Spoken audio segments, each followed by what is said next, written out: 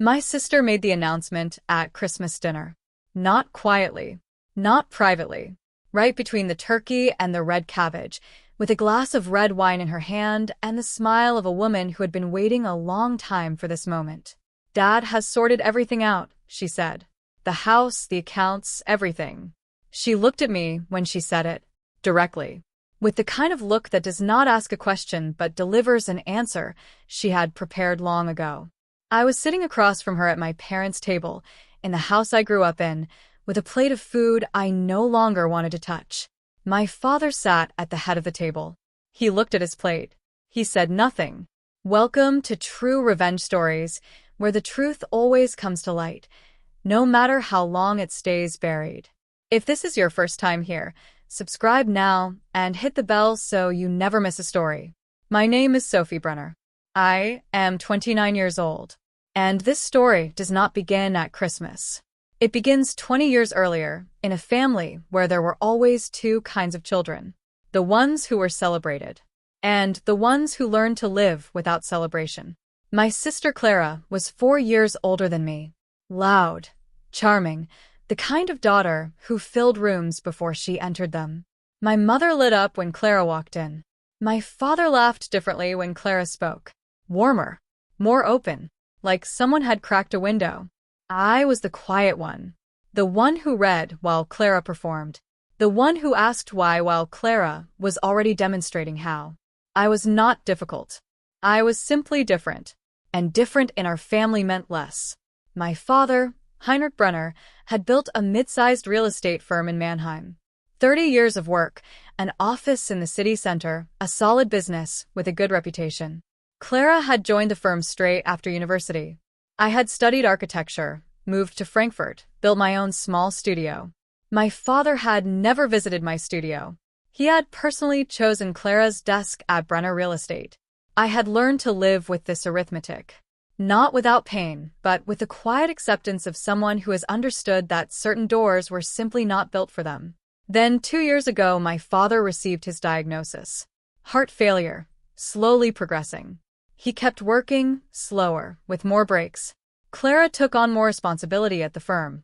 My mother called occasionally, mostly to tell me how much Clara was doing. I drove to Mannheim for Christmas because my father had asked me to. Not my mother. Not Clara. He had called himself, on a Tuesday morning, with a voice that sounded quieter than usual. "Come this year, Sophie," he had said.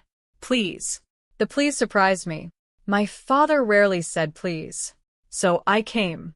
And then I sat at Christmas dinner while Clara raised her glass and smiled and said, "Dad has sorted everything out," and my father looked at his plate and said nothing. But under the table, between my father's chair and mine, sat a brown leather briefcase. I had noticed it when I sat down. It did not belong to our household.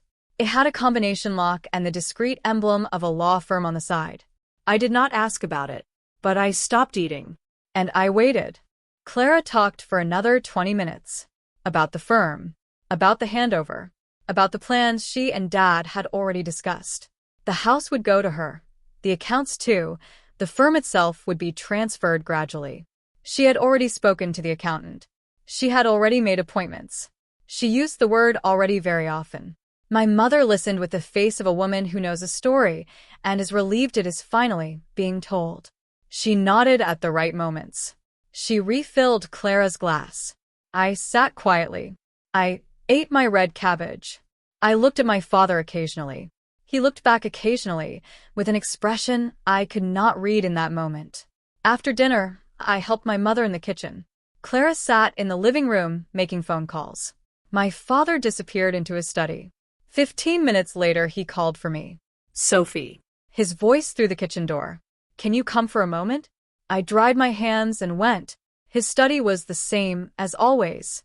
Bookshelf, desk, the old leather armchair in the corner where he had been reading for 20 years. The brown briefcase sat on the desk. A man sat in the visitor's chair, mid-50s, dark suit, the calm, precise posture of someone who took his profession seriously. "Sophie," my father said. "This is Martin Fry.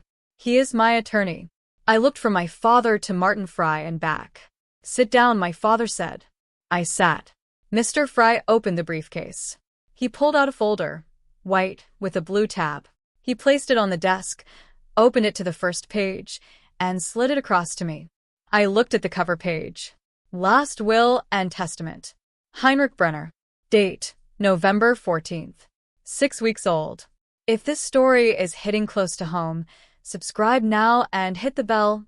What comes next you will not forget. Mr. Fry spoke calmly and precisely, with the voice of a man who had explained complicated things so many times he had learned to make them sound simple. He explained the structure. The firm was being divided into two parts. The operational side, the day-to-day business, the employees, the ongoing projects, was going to Clara. She had helped build it. It was her workplace. That was fair. The second part was the real estate portfolio. 30 years of investments. Rental properties, commercial buildings, plots of land my father had bought and held quietly over decades. The kind of wealth you do not see because it does not hang on an office wall. It sits in land registries. Total value of the portfolio, Mr. Fry said. He turned a page. For €0.3 million. He looked at me. Sole beneficiary. He tapped a line in the middle of the page. Sophie Elizabeth Brenner. I read my name. Then I read it again. Then I looked at my father. He was sitting in his old leather armchair with his hands on his knees and the face of a man who was saying something without opening his mouth. I have always seen what you were building, he said. I was just too slow to say it out loud. In the living room, I could still hear Clara on the phone. Her voice bright, confident, the voice of a woman who thought she already knew how this evening ended. She did not. Clara came into the study while Mr. Fry was still there. She had finished her call and grown curious. The door was not fully closed. I had heard her footsteps in the hallway, slowing, then stopping. She knocked and entered before anyone answered. Her eyes went immediately to the briefcase. Then to Mr. Fry. Then to the folder on the desk. What is going on here? She said. Her voice was still bright, but something sharp had slid underneath it. My father looked at her. Calmly. With the face of a man who had been expecting this question. Martin has been informing Sophie about the will, he said. Clara looked at me. Then at the folder. Then back at my father. You told me everything was sorted. It is, my father said. Completely sorted. Mr. Fry spoke calmly and directly. He explained the division. The operational side of the firm to Clara. The real estate portfolio to me. Fully legally binding, notarized, filed 6 weeks ago. Clara listened. I watched her face reorganize the story she had been telling herself for years. That is not what you told me, she said to my father. Her voice was flatter now. More controlled. I told you the firm was going to you, my father said. That is true. The firm is going to you. But the money goes to her. My father looked at her for a long time, with the gaze of a man who's been watching something for 20 years and is now ready to speak about it. Clara, he said. You have 30 employees, a functioning business, and 20 years of experience in an industry you know. That is not a small inheritance. That is a career I built for you. He paused. Sophie built everything herself. Without my firm. Without my name. Without a desk I chose for her. I wanted to make sure she had the foundation I never gave her. Clara looked at me. I said nothing. There was nothing to say. My father's words stood in the room and needed no addition. She left the study without another word. Mr. Fry packed his briefcase. He shook my father's hand, then mine. He said his office was reachable if questions arose. Then he was gone. My father and I sat alone in his study. He reached into his desk drawer. He pulled out an envelope, small, cream-colored, my name on it in his handwriting. I wrote this a year ago, he said. I wanted to make sure you read it no matter what happened. I took the envelope. I did not open it immediately. I will read it at home, I said. He nodded. Good, he said. We sat together for a while longer. Outside I could hear my mother and Clara in the kitchen. Low, muffled voices. The kind of conversation that happens when people do not want to be overheard. I did not listen.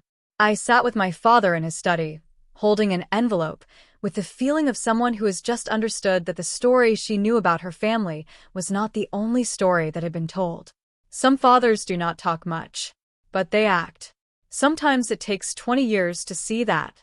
And sometimes an attorney opens a briefcase at Christmas and says in 3 sentences what a father could not say out loud in 20 years. If this story moved you, write it in the comments. And if you have not subscribed yet, do it now and hit the bell. I will see you in the next story.